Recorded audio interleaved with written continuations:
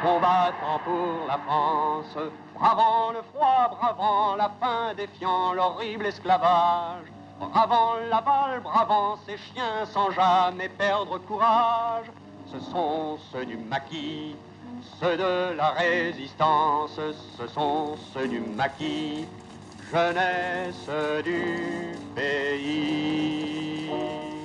Au micro de la BBC, une équipe de journalistes et de chansonniers exalte la résistance, qui au printemps 44 gagne en audience.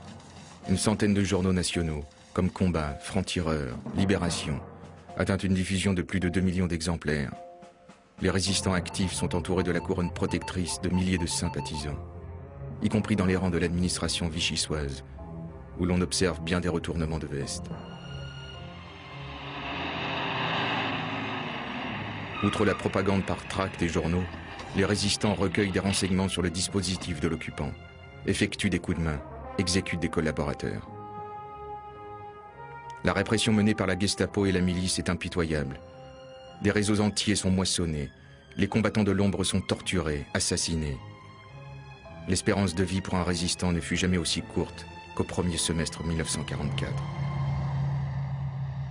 Le sacrifice du matin de jeunes gens héroïques ne doit pas pourtant entretenir la mythologie d'une France tout entière résistante, dressée contre l'occupant et Vichy. Au printemps 44, une infime minorité, peut-être 2% de la population active, est engagée dans la résistance. À la veille du débarquement, la majorité des Français reste hostile à la résistance armée qui effraie. Les Français souhaitent être libérés, mais ne sont pas prêts à s'engager. Ils forment un marais attentiste et inquiet qui regarde s'affronter 100 000 collaborateurs et 100 000 résistants. Amis, entends-tu le vol noir des corbeaux sur nos plaines? Amis, entends-tu les cris sourds du pays qu'on enchaîne? Ohé, partisans, ouvriers et paysans, c'est l'alarme. Ce soir, l'ennemi connaîtra le prix du sang et des larmes. Le chant des partisans, entonné par Anna Marley, pour la première fois sur les ondes de la BBC le 9 février 1944, va devenir l'hymne de ceux qui se battent, luttent et meurent. La mitraille, les grenades. Oh, et les tueurs à la balle et au couteau, tu évites. Oh, et saboteur, attention à ton fardeau, dynamite. Depuis l'instauration du STO en février 1943, les réfractaires sont de plus en plus nombreux à rejoindre les maquis. En Bretagne, en Savoie, dans le sud-ouest, le Midi, un peu partout, des hommes jeunes, cachés dans les bois, vivent dans des conditions précaires.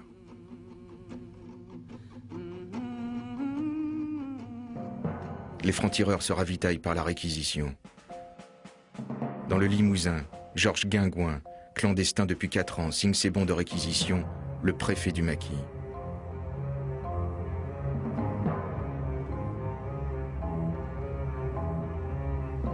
À la tête de ces hommes, il participe à des coups de main pour se procurer des explosifs.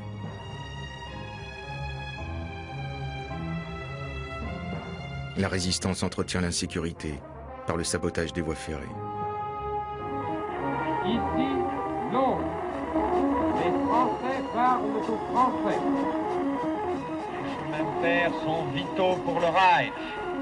Tout retard d'1 minute sur les chemins de fer ralentit l'effort de guerre des nazis. Ceux qui désorganisent les trains désorganisent l'Allemagne. Il faut combattre Hitler à pied, à cheval et en chemin de fer.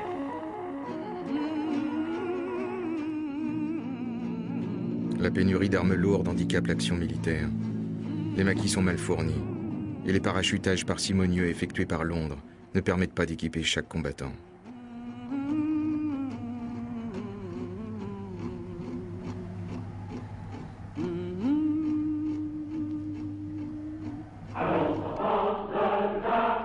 À l'extérieur, la France libre est devenue la France combattante. Et cette France, depuis 40, a une voix qui, de Londres, appelle sans cesse à résister.